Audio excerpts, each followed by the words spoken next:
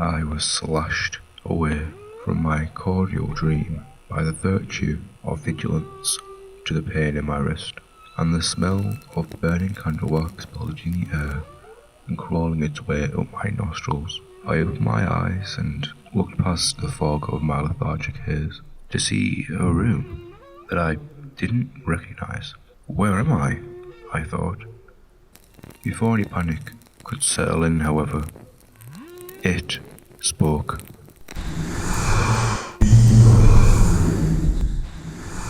It quired in a melody that would sear tongues turgid. I strained my eyes trying to catch a glimpse of the figure in front of me, but the flame of the candles refused to illuminate them.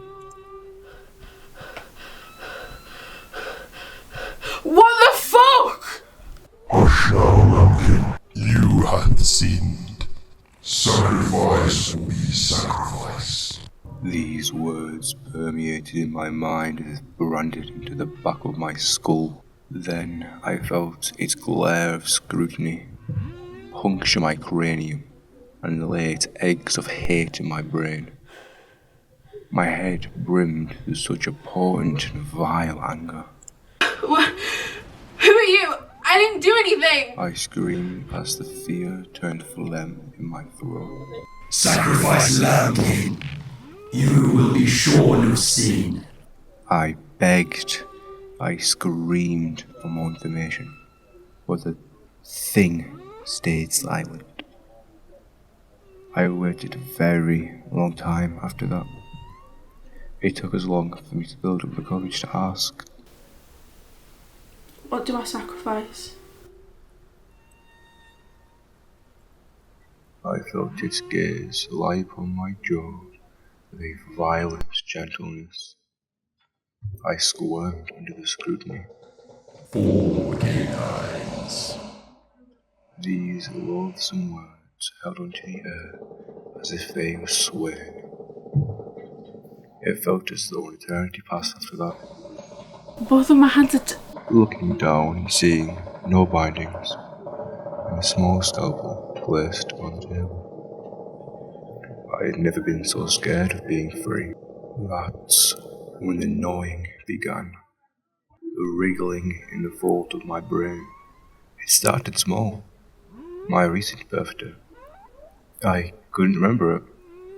Then the bites got bigger.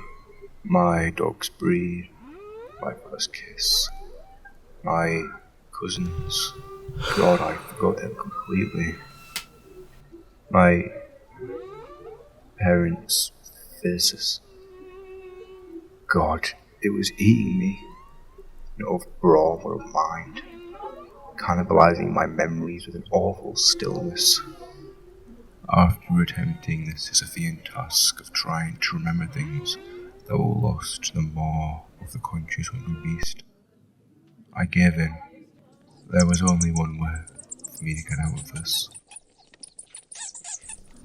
As calmly and as safely as my shaking hands would allow, I picked up the blade and pressed it against my gums. I forced myself not to close my eyes when, under some weight, the skin gave way and opened. I increased the pressure, felt the blood flow. There was no pain at first. I was surprised by this. But then my hand began to shake so vigorously I cut my tongue a few times. I was now feeling the pain. I could no longer carry subtlety to its extreme. So I began to slice, not caring whether the gashes were neat. Small shreds of crimson, like bloodied mince, fell onto the table. My whole body rigid with pain, struggling to maneuver the blade in any direction, top, bottom, left, right. I didn't know anymore, nor did I care. Whilst I was writhing in agony, the room lay still, quiet, otherwise my blood-garbled weeps. I could no longer see.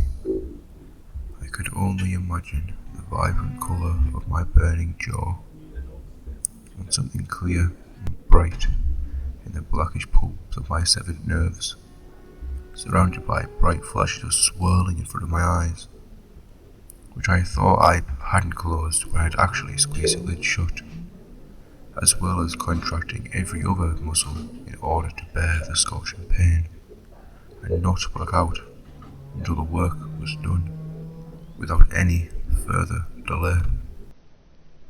The knife chiseled its way through my enamel and slashed through my pulp until eventually my pointed gold fell from its root and landed at the back of my blood-filled gullet. 3 more to go. It sang in a monotone yet happy manner. The 4 objects of my tormentor's glee rest in a pool on the table. I tried shouting and swearing at the devil, but all that came out was a gargled mess. A dainty arm came from the shadow surrounding the vile beast. I plucked them from the bloodied pool. It placed them on a small scale. It seemed to be judging me somehow. And after some deliberation, it let out a horrible half-sigh, half-wet gulp, and it lifted my red-stained enamel towards its visage.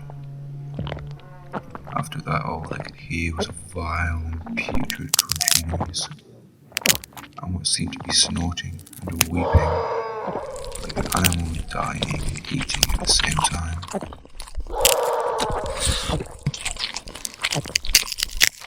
God, I can still hear it.